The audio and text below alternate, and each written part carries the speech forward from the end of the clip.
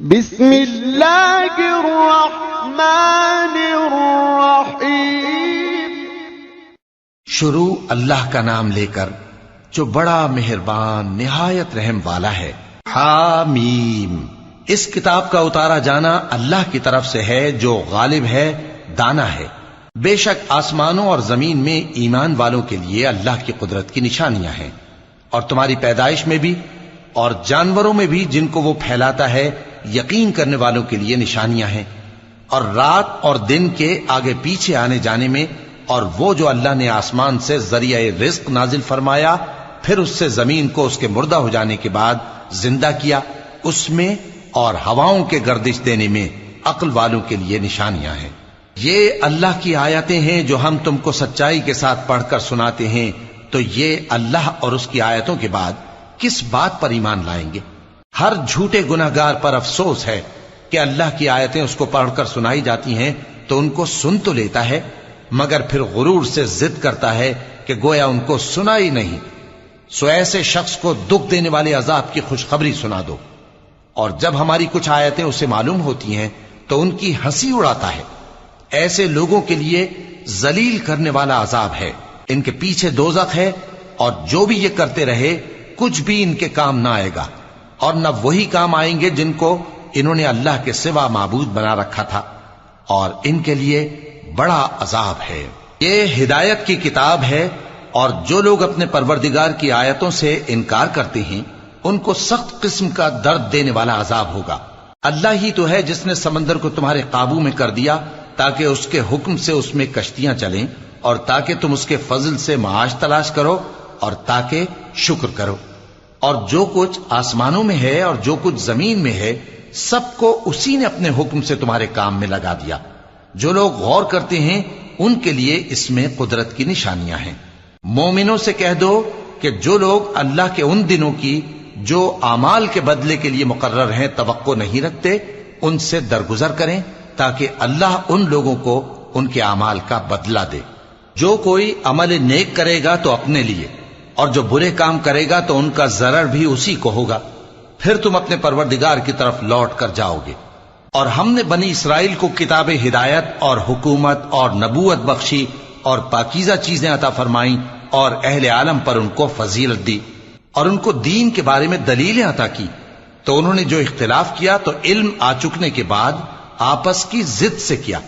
بے شک تمہارا پروردگار قیامت کے دن ان میں ان باتوں کا جن میں وہ اختلاف کرتے تھے فیصلہ کر دے گا۔ پھر ہم نے تم کو دین کے کھلے رستے پر قائم کر دیا تو اسی رستے پر چلے چلو، اور نادانوں کی خواہشوں کے پیچھے نہ چلنا، یہ اللہ کے سامنے تمہارے کسی کام نہیں آئیں گے۔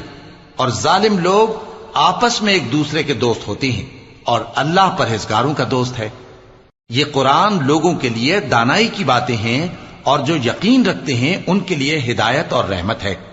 جو لوگ برے کام کرتے ہیں کیا وہ یہ خیال کرتے ہیں کہ ہم ان کو ان لوگوں جیسا کر دیں گے جو ایمان لائے اور عمل نیک کرتے رہے اور ان کی زندگی اور موت یکساں ہوگی؟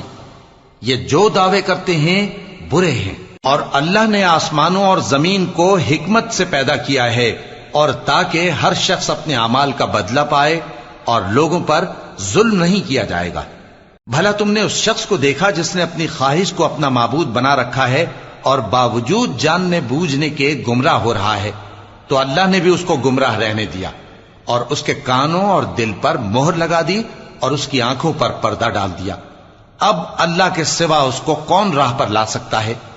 تو کیا تم لوگ نصیحت نہیں حاصل کرتے اور کہتے ہیں کہ ہماری زندگی تو صرف دنیا ہی کی ہے، کہ یہی مرتے اور جیتے ہیں اور ہمیں زمانہ ہی ہلاک کر دیتا ہے؟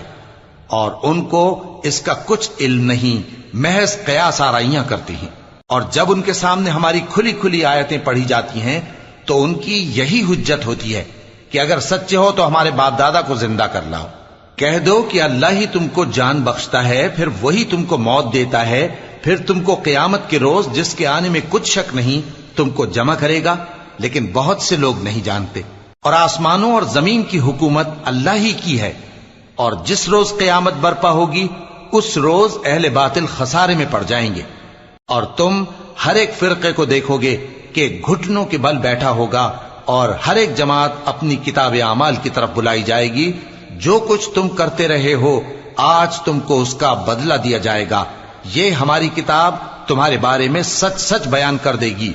جو کچھ تم کیا کرتے تھے ہم لکھواتے جاتے تھے. اب جو لوگ ایمان لائے اور نیک کام کرتے رہے ان کا پروردگار انہیں اپنی رحمت کے باغ میں داخل کرے گا. یہی کھلی کامیابی ہے. اور جنہوں نے کفر کیا ان سے کہا جائے گا کہ بھلا ہماری آیتیں تم کو پڑھ کر سنائی نہیں جاتی تھیں؟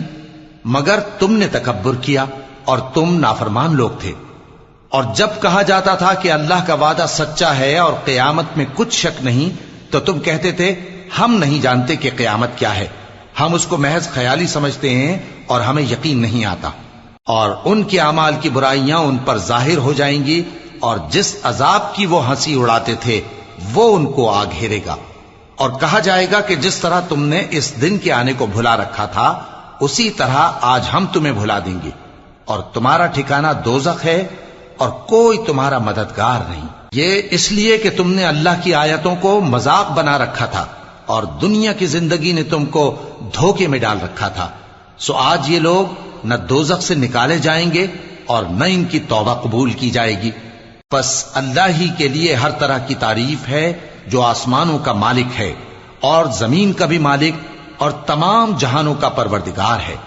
اور آسمانوں اور زمین میں اسی کے لیے بڑائی ہے اور وہ غالب ہے، دانا